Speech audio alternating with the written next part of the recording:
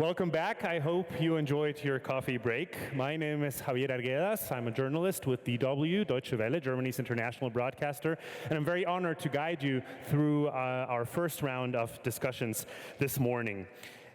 I'm also greeting, of course, everyone who is following us online. As you know, this event is being streamed live. We heard in the opening remarks and in the discussions that you already have how challenging the times are, and it seems as though the European Union has one important keyword to counter those challenges, and it is competitiveness. Competitiveness is not just the foundation of our prosperity, but of our security and ultimately of our democracies too. That was Ursula von der Leyen in February this year. The statement is quite clear. The European Union is changing its course to prioritize competitiveness as it faces a truly hostile international environment. With a feeling, though, for some, that some of the undisputed strengths of the European Union could now become liabilities. As competitiveness and legislative simplification take the center stage, businesses, trade unions, and civil society organizations hold different views on how those priorities could affect social and environmental standards. And I'd like to briefly stress out that particular point, to hold different views, because we're also living in times where it's increasingly difficult to listen to the other side and find consensus. But if not us, then who? That's why we're here today, to listen to different perspectives and to try and find common ground. First, we'll hold a roundtable with presidents and representatives of the 3 EESC groups. After that, we'll have a panel discussion with 4 guests who also combine different perspectives. In each one, you will have the opportunity to ask your questions if time allows for it. I'll be checking the clock regularly for that. So, without further ado, I would like to invite the representatives and presidents of the 3 EESC groups to the stage. Please welcome the president of the Employers Group, Sandra Parthie. You may take a seat here. Yes. Would also welcome the representative for the Workers Group, Florian Marin.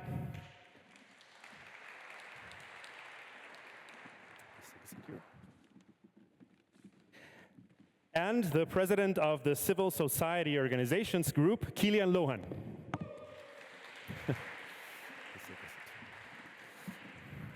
Right.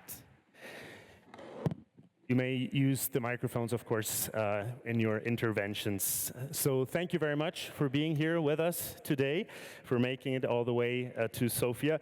Mrs. Parthie, I'd like to start with you. The title of this particular roundtable is Made in the EU, Competitive, Social, and Sustainable. That sounds quite ambitious, of course. What does Made in the EU really mean for you? Well, thank you. Hello to everyone. I'm happy to be here in Sofia, my first time here, so I will be very much looking forward to seeing a bit of the city afterwards. But yes, indeed, it's one of these titles, you know, where you think, yeah, okay, how do we get there all in this? Yeah, it's a trilemma more than anything. You're really trying to achieve 3 things simultaneously, and whether or not this is going to be a success is a big question mark. Already, if you start with the first one, competitive. Yes, we use it a lot, but quite often we also see that people don't actually know what that means. What we mean by it is we need to have in Europe companies, businesses that actually create value, that actually produce something that make our economy tick and work and create not only products but also good jobs and are the basis for everything else. So that's what we mean when we talk about competitiveness. We need to have companies in Europe that are creating value in Europe for Europeans. Then the next one, the green. We have been following a green agenda for a while, trying to decarbonize, trying to get to net zero, trying to render our production less polluting, less threatening for the climate. And to do this simultaneously, I think it's a very tough ask to really change the production processes, to change what we produce, how we produce, and all while investing in these processes and also providing the workers, the employees with good social conditions. So it's a big ask on companies, on entrepreneurs, on business owners to try and achieve all of this at once while they themselves are carrying all the risk. And that I find is a bit of a difficulty that made in Europe ideally would mean conditions for businesses to invest, to scale, to hire, and to produce in the EU. That is for me what made in Europe actually means. However, all these conditions need to be aligned, need to be right, and this is unfortunately not where we are right now. Precisely, you were speaking of a trilemma. The EU now has this agenda for competitiveness, but before that it had the European Green Deal, as you know, and Social Europe, pushing for sustainability and for social conditions. How, in your opinion, can we balance out those three? Well, I'm an economist, so if you come at the whole issue from the cost perspective, you need to realize that to be competitive, to be green, to provide the right social conditions, all of this rests on investment. All of this means you have to somehow generate the money to be able to do all of that. So that to me is the conundrum that is difficult to achieve. You can only spend every euro once. So do you spend it on more efficient production processes? Do you spend it on developing a new product? Do you spend it on increasing safety at work? This is always a decision that a company, a business owner has to make, while at the same time also having to take into consideration all the compliance costs that come from the regulatory framework that we have in Europe. And the problem is that compared to other regions of the world, this is much more difficult to do in Europe than anywhere else. So unfortunately, what we are seeing is that businesses, companies are relocating outside of the EU, because there it is easier to generate value. There it is easier to actually have a sustainable business. And that's unfortunately the problem that we haven't really addressed yet. How do we get companies to stay in Europe, to make sure they can invest here, they can stay here, they actually can have a profit? Because it's this profit that we then want to redistribute to green policies, to green activities, but also to better salaries, to better working conditions. But the basis remains that I actually have to make some profit first. Without that, there's nothing that I can redistribute. So, if we talk about what you just mentioned about prioritizing, it is difficult to set priorities, of course. In order to give our audience hands-on practical examples, what specific policy tools would you think should the EU prioritize in order to make that transition, with the objectives that we want, investable, scalable, and socially responsible? So my first priority, if I could decide, would be invest in infrastructure. The little bit of EU budget that is available for that should really be put into modernizing and improving European infrastructure, be it in telecommunications, be it in energy networks, be it in transport networks. This is the backbone of everything. If the AI, is supposed to also take off in Europe, it needs good telecommunication networks. If we actually want to be producing in a sort of more cost-efficient way, that means energy prices have to come down. That means energy infrastructure has to be improved. We need to put more renewables into the grid. We need to actually improve the grid. All of this is public money infrastructure investment. And this is what, from my perspective, the priority for the EU really should be. We need to have the basis to develop everything from there. Otherwise, we're just going to end up in a situation where the electricity doesn't work, the trains don't run, and in the end, we can't talk to each other. That's not what we want.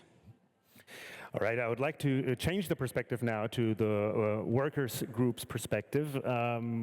Competitiveness sounds really good when you mention it. No one would have anything against being competitive, I guess.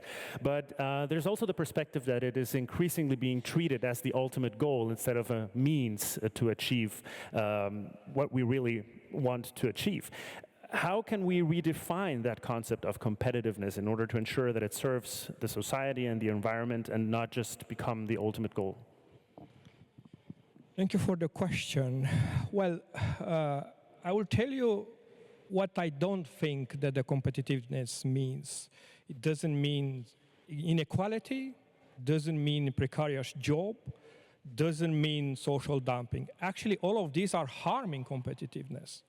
So I think that discussing the sustainable competitiveness, I will dare to say, because my colleague from Group 1 already mentioned the path or the transition, which is clearly needed.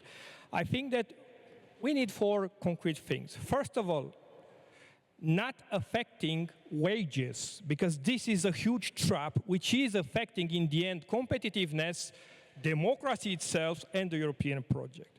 And I will be very, very frank and clear. If you will affect the purchasing power, this will affect demand, and this will affect, in the end, competitiveness. And like this, we have outsourced our growth to other countries such as US, China, and things like that. You cannot compete with China in race to the bottom. Why? Because you need to understand through competitiveness the fact that you need also skills, you need also investment in innovation, you need also conditions for the business to evolve.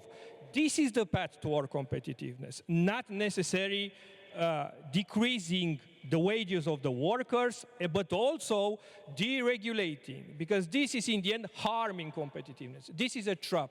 And I will give you another concrete example. Our previous speaker from America moved to Europe. Why? Because the quality of life is better. You cannot think about good jobs with precarious wages. It's a nonsense.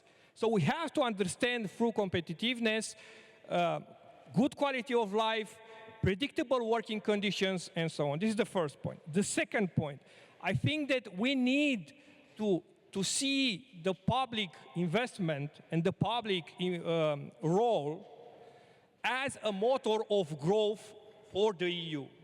And for this, we need to consolidate the public investment, the public institutions, also the civil society to be more involved, because a negotiated transition is nevertheless a fast transition. Right now, we don't have a fast transition because we are not negotiating and we are not discussing enough. The third point, I think that we need conditionalities. It is always a struggle in our committee to discuss about social conditionalities. But you need conditionalities in order to coordinate the public investment towards the good, the general good, and to work for the market, to work in the benefit of the society, and not the other way around, which we are seeing right now. And the last aspect, I think it is important to have dialogue and collective rights. I know that this is a trade union aspect, but once again, we do have laws which must be respected. We have European Minimum Wage Directive, and I'm referring to that 80% minimum level of the collective contracts, which must cover the labor force. With this, companies can retain talent. With this, company can have good engineers, doctors, and whatever, which can innovate further on. Of course, we need also capital market, but I can speak for months. Those 4 things are crucially important in order to integrate them in a balanced and synergistic way in the future sense of competitiveness, not reducing collective rights, not reducing social rights, not reducing wages, because this in the end will harm the EU project, the democracy, and will fuel the far right. You mentioned many interesting aspects there. You talked about the future, you talked about retaining talent, and you talked about the fact that we're not acting fast enough. I have to bring in the aspect of artificial intelligence, of course, as in every panel these days, because it changes how productivity is measured. What, in your view, is the role of workers' rights in order to ensure that these technological shifts that are not coming, that they're already there, can actually benefit everyone and not just concentrate wealth?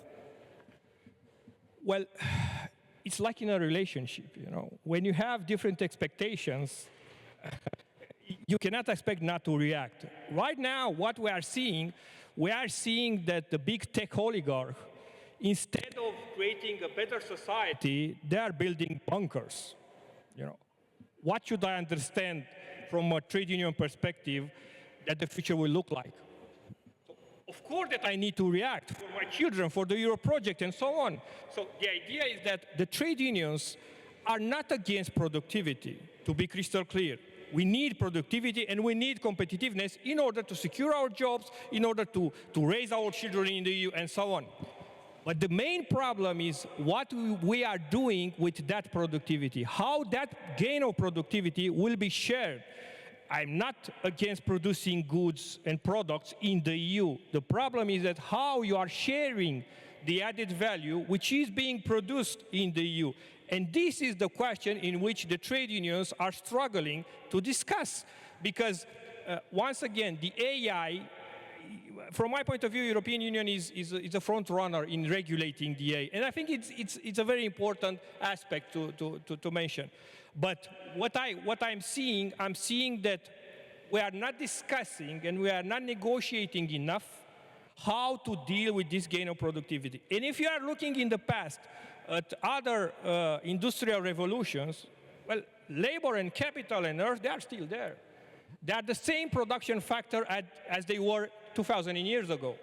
The idea is that that gain of productivity should contribute to balance and to protect the EU project. If we will continue to use that gain of productivity to consolidate the tech oligarch, well, it will harm the project, the EU project itself, and it will harm the democracy itself. Look at the competitiveness report of the EU, which has already sanctioned Glovo, for example. I don't want to live in an algorithm framework. I want to be my own, I want to decide my future, of course, but this is implying dialogue, this is implying a balanced approach, and this is implying another thing. The need of having all the actors on board. The need to have institutions like European Economic and Social Committee to be part of the decision-making process. Because we are delivering two important things since we are here in Sofia, and I think it's a good thing that we are here in Sofia. We, as a civil society organization, organized civil society institution, we are collecting the worries, the needs from the grassroots level, and we are bringing them into the decision-making process. But this is not the only thing which we are doing. We are doing also the fact that we are proceeding also in explaining what the EU or how the EU has reacted in the decision-making process and why do we need, for example, for an AI Act. It is important to discuss with the ordinary citizens. It is important to discuss with in communities, in factories, to understand why do we need to balance the AI transformation process. They have to be secure that their role will be preserved and they will not be somehow left aside. And I will give you, and I will finish with this, two important aspects. I heard very carefully the speech about the role of the United States of America. My personal belief is that there is not enough union inside our union. We need to consolidate solidarity in a way in which we are protecting the general interest, the interest of the businesses, the interest of the civil society, and in the end, the interest of the EU. And I will give you two proof of that. And this is also important in relation to competitiveness. Look at the motto of the EU, united, I'm saying once again, united in diversity. So we have to be united on this. And I will give you another example, not leaving anyone behind. Solidarity is the foundation of everything what matters globally. So we need to preserve this in how we are regulating AI, in how we are negotiating AI, together, of course, with the unions and with civil society. but also with businesses. Thank you. All right, so just like with Mrs. Parthie, I would ask you for some practical and specific measures that you think could improve the life of workers and citizens more quickly. What, in your view, should be prioritized? Well, cost of living. And cost of living, I will give you an example in relation with competitiveness as well. Look, we are in Bulgaria. I'm coming from Romania, and I'm a trade union leader which is acting in Romania. Well, discussing about competitiveness in a way in which in the public space workers were guilty because they had higher wages, it's a trap. Look at Romania right now. 25% of our active labor force is working in other countries. So this is a trap. We need to have a balanced cost of living. We need to have a livable Europe. And we need to have access to public services, but also to housing. Otherwise, we will see people which are not defending the EU project, are not defending the democracy. Why? Because if we will not create reasons, clear and concrete reasons for that citizen and for that worker to fight for the EU, they will not fight for it because they will see that the energy bill is higher and they will search for other places in which they can afford to live. The right to stay, it is an important tool. Perhaps it came out too late, but we need to do it, we need to integrate it in a way in which we are consolidating the competitiveness. Leaving aside the social aspect of the competitiveness, it's a fundamental mistake, and it is being recognized also by the treaties. Social market economy, that concept of social, it's not there for nothing. Once again, the market should serve the society, should contribute to a better society, and not the other way around. All right, thank you very much for that. I would like to now bring in Mr. Cillian Lohan, the president of the Civil Society Organizations Group. We're having a very representative discussion on how things also unfold within the European Union. So I'm asking you the difficult question as well. How can we achieve both economic prosperity and inclusive societies? Thank you, Javier. How do we achieve them? Well, we've heard two different perspectives on how to get there, and I don't think the two necessarily need to be in conflict. You know, I mean, the starting point is often we've got to have one or the other, and I think that's where the civil society perspective brings another approach to it. So I would start from the point of view of sustainability. And we already have an overarching framework that we've signed up to and agreed to in the Sustainable Development Goals. That includes 17 goals that we set out to achieve by 2030. It includes economic growth. It includes infrastructure investment. It includes the social element. Importantly, it includes the environmental element, which we haven't touched on yet. So it gives us a framework for all of that because I don't fundamentally agree that the starting point should be we need a strong economy so we have enough money to pay for all the things that society and protect the environment. Instead, I think we should start at the other side and look at what our needs are as a society. Look at what respect for the natural world that we get all of our raw materials from.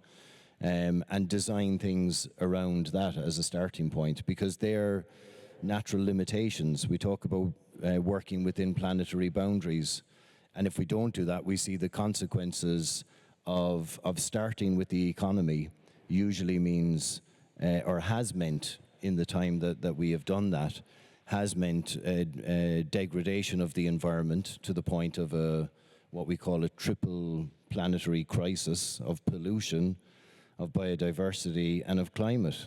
I mean, that's extraordinary that we just accept that that's the world we live in. We've destroyed habitats, we've altered our climate to the point where it's potentially parts of the earth will be unlivable, and we're going to have a huge migration problem out of out of populated areas that won't be able to continue to be habited if we continue to go on this trajectory. So I think what we actually need is a shift in how we approach the problem in the first place. And I think it's very much linked to what we've heard already this morning about trust in democracy and trust in our institutions, that we find a way to deliver on those things from that different perspective.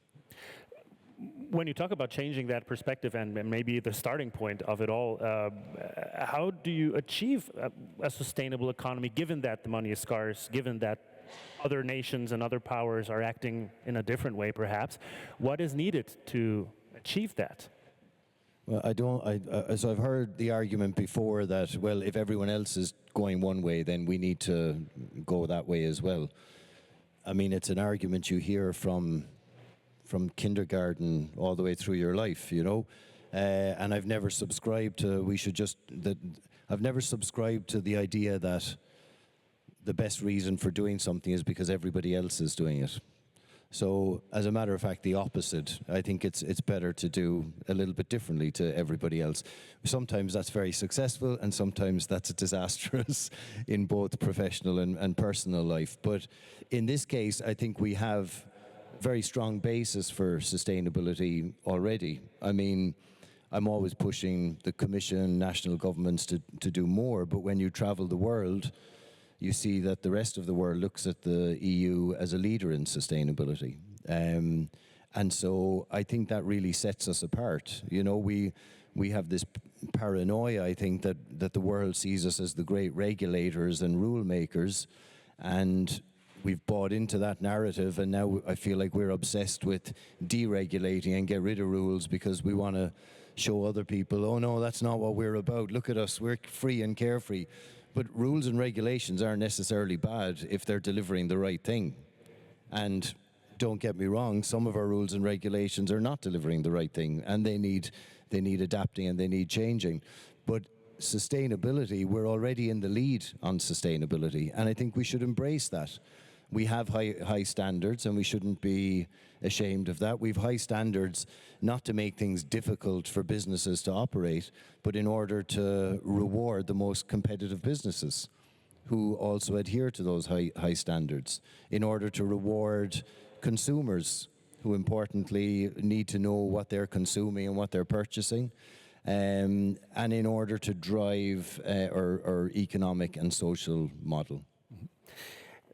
Again, of course, the third question to you, when we talk about specific measures, what demands would you put in place for the European Commission's 2027 work program, considering your priority? I think setting a clear direction is the most important thing. We hear that from all sectors, from our civil society organizations members, from other members in our committee as well, no doubt the employers and the workers' representatives as well, that leadership needs to show clear direction and not flip-flop and change depending on the mood. So that's one thing, and I think for that, an overarching sustainable development strategy would give us that clear direction. We have it embedded in different parts of policy, but we don't have an overarching strategy. We have something like it from a voluntary review that the EU did a couple of years ago to the high-level political forum in New York, but we could have an EU overarching strategy for sustainable development. Below that, on a more specific level, we have policies that are coming out now that are specific and can lead us in that direction, not least the Circular Economy Act, where we've worked on this topic as a committee and as an EU for over 10 years. It's another area where we're viewed as a global leader, and we should embrace that and celebrate it and lean into it as much as possible. And that act should be published in the coming weeks. Sometimes we have to work on what's already there. Thank you very much to the three of you. We're now opening this roundtable for your questions. Of course, you have brilliant minds and different perspectives that you can draw on, so please feel free to raise your hand. And if you want to ask a question, we have one in the back.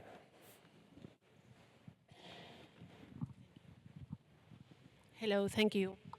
I'm Cillian Esbernichanu from the European Social Committee, Group 3, and I'm a representative of the consumer movement in Spain. Thank you so much for all of you for the inspiring speeches, but I'm afraid of the regulation, because when we are speaking about Europe more competitive, from our perspective as consumer representative, always think in losing consumer rights, to damage consumer rights. And my question is for all of you, how can we make sure that this deregulation, this simplification of rules, doesn't mean to losing consumer rights such as information, traceability, safety on the products? Thank you so much.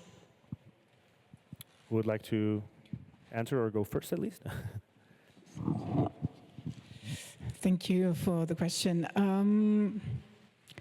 I think the interesting thing when it comes to the consumers is that we always say they are mature people, they know what they do, and the only, if you provide the information to them on how things are manufactured, what the impact is, they will then make the right decision. If this is the case, could somebody please explain to me why there's always a queue outside the Primark? How is it possible that all the information is out there that fast fashion is really not good for the environment, for the people producing the fashion, and also ultimately what happens with it after people wear it? The information is available. How much more regulation, how much more information do I need to provide to avoid a queue in front of the Primark? And this is not sort of something that is a thing of the past. I see this every single time I'm going to a city center. So just providing information to consumers, I don't think it's what's going to change that. Ultimately, and you mentioned it, it's the cost of living issue. People are deciding with their wallets. If something is cheaper, if they already have high costs of living, they will go for that. So in terms of regulation, I'm not sure how this can actually be changed, because what are you supposed to do? You would have to make the products more expensive to avoid people using the unsustainable ones. And that, of course, then goes against affordable living, affordable products.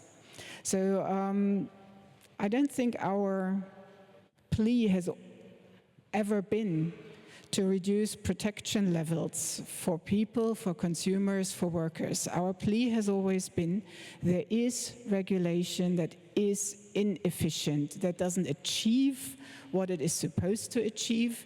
The only thing it does, it's making life more complicated for the person producing it, for the person having to fill in the form, instead of doing what they are supposed to do. And this applies not only to business owners, this also applies to people working in, for instance, a hospital or in a care home. If they spend half their time having to fill in forms to prove something was done to a client, to a patient, well, then they are not actually using that time to care about that patient.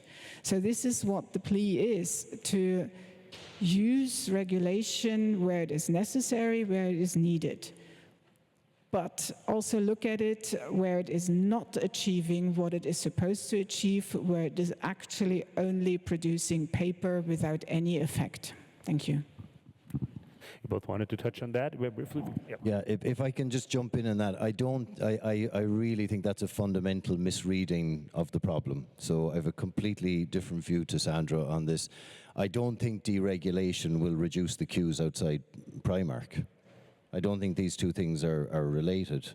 And, the cost of living crisis that we've spoken about is one of the drivers for why there's long queues outside Primark and similar places.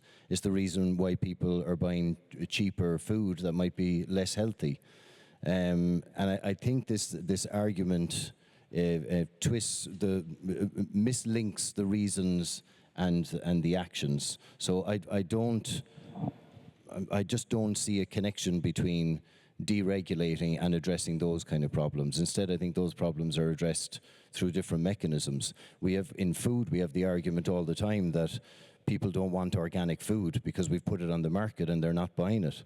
But it's not on the market at a level playing field, and so people are buying the cheaper option. And for most people, if the whole system is geared towards creating a cost of living crisis, then you're going to, you can't blame people for going for a cheaper option for things when more expensive and more sustainable options are out of reach. And it's a very big structural problem still that environmentally friendly or green choices are more expensive. They're viewed as being more expensive.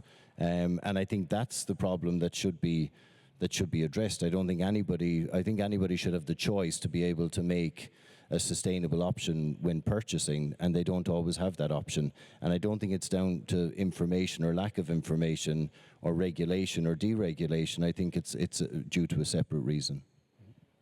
You wanted to briefly? Thank you so much. Well, I mean, I'm supporting what Cillian just mentioned, and I will add into the discussion 3 things. First of all, I cannot understand, or this is another trap, in which the consumers are being guilty, or the consumers' right are being guilty about the lack of competitiveness in the EU. It's the same like the workers. You know, the big wages are a barrier against competitiveness.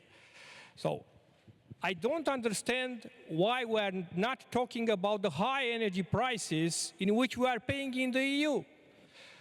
Or why do we give up to our sovereignty and increase the dependencies? This is the main problem, not necessarily some 2 or 3 regulation which could harm. I cannot say that they are not harming, or they are not. It is a discussion to be discussed. But the main problem is that we are cutting the main pillar, or we are affecting the main pillar of the EU project, the ordinary citizen. And to answer to your question, we need a political solution for this. We need a political solution which is tackling the main, and it's not an easy one, it has been mentioned earlier, the main aspects of the EU, the main weaknesses of the EU. I'm coming from Romania, I'm mentioning once again, we are a member state with a lot of energy resources, and still we are paying the highest energy price in the EU. How you can explain this to an ordinary citizen? So we need a political solution, and we need to have the political guts in order to discuss this. I'm representing workers from the textile industry. The textile industry is right now under huge pressure. Why? Because it's often very rare to see a wage higher than the minimum wage. So, the third question, you are seeing queue in Primark. I will give you, and I will be very blunt, because the ordinary EU citizens are poor, and they cannot afford to buy sustainable options. Perhaps they want to. So even if you are providing information, even if you are deregulating, they will still be poor. Because if they will produce, the companies will produce in a way in which they will put pressure on the wages. And in the textile industry, this is crystal clear. Europe has some advantages from the economical point of view. In some industries, not as few, it is building very complex products. But for this, you don't need precarious job in order to remain competitive globally. You need good quality jobs, you need good wages, you need collective rights. And through this, in a synergistic way, you can build sustainability. I'm wondering if we can, if some, the poorest citizens in the EU right now can afford sustainable solution. And by this, look at the next proposal of the MFF. We don't want just transition. We want to have a clean transition. This is a crystal clear, a political message, which is basically leaving persons behind. We need to fight with this, and we need to tackle this in the future. Thank you. Thank you. We have time for one more question. I see a hand right there. Yeah, in the front. You heard the first one? No? Oh, the first one was there? Sorry. It's okay then. I'm sorry. Yeah, so. Oh, was it there? Okay, well, sorry. I know. We'll have time to discuss it in the breaks. Sorry. Briefly, if you can, and concise answers if you can, please. I'm the bad guy. I have to watch the time. Please. Okay. My name's Louise Lennon. I'm with Irish Rural Link in Ireland. I suppose one of my questions is about, I suppose, the next MFF, and I suppose we're hearing about the reduction in the cap, but also amalgamation of a lot of the social cohesion funds, and how then will that competitiveness fund ensure that like small rural organisations, but also social enterprise and civil and society organisations are able to compete for funding in those funds to ensure that they can remain part of the competitiveness agenda. I suppose and I welcome some of the comments made there about, the importance of having civil society at the table, and very often they're the organisations that see the issues at the beginning of when an issue is kind of becoming a problem, but are very often not heard until it becomes an economic problem for a country or for the EU like that. And I think housing is a good example of that it has been a social issue for a long time, but now it's impacting on the cost of living and competitiveness of member states. And it's only now that they want to try and tackle it. So I just welcome your views on that. Thank you. You want to share that? Okay, thank you very much. Then we will take the question in the back, very briefly if you can. Yeah. Yeah.